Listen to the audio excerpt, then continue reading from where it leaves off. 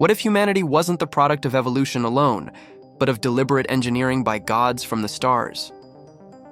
According to ancient Sumerian mythology, some of the oldest recorded texts in human history, our species wasn't created by a benevolent god for love and worship, but by a group of powerful beings known as the Anunnaki, and their purpose was far from divine. The Sumerians, who lived over 6,000 years ago in Mesopotamia, modern-day Iraq, described the Anunnaki as deities who descended from the heavens.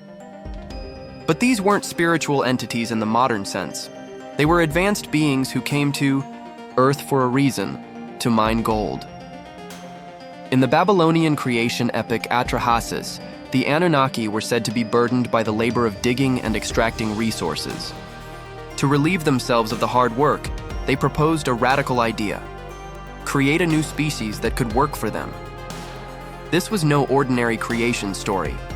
The Anunnaki gods Enki, the deity of wisdom and water, and Ninhursag, the goddess of healing and birth, took charge of the plan. Their method, a sacred combination, earthly clay mixed with the blood of a god. According to the texts, a lesser god was sacrificed, and his essence, his divine spark, was blended with the clay of the earth. The result? Lulu Amelu, which translates as mixed man, the first human being. These ancient writings describe rituals that sound eerily similar to genetic engineering.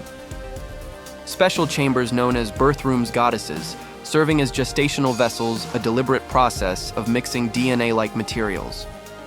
Were these just metaphors, or distant memories of lost technology? At first, humans were created as laborers, obedient, voiceless, and disposable. But Enki had other plans. He is often portrayed as giving humans intelligence, emotion, and even free will, much to the anger of the higher gods like Enlil, who preferred a controllable slave race.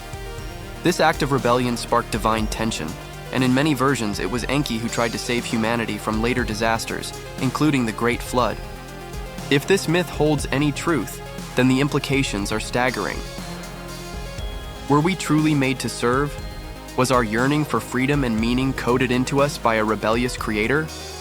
While mainstream history dismisses these stories as symbolic, others argue they are echoes of a forgotten past, one where humans were engineered by beings far more advanced than ourselves. The Sumerian tablets may not mention DNA explicitly, but their language of mixing blood and clay, using sacred spaces, and shaping life is hauntingly familiar in an age where we can now edit genes. Could the gods of ancient myth have been ancient bioengineers? Was our origin shaped in a laboratory, not a garden? Were we shaped by evolution or by something else? Drop your thoughts in the comments. Are the Anunnaki myths just stories? Or do they hide truths lost in time? Subscribe for more deep dives into forbidden history, mythic origins, and the secrets our ancestors may have known. The past is not dead.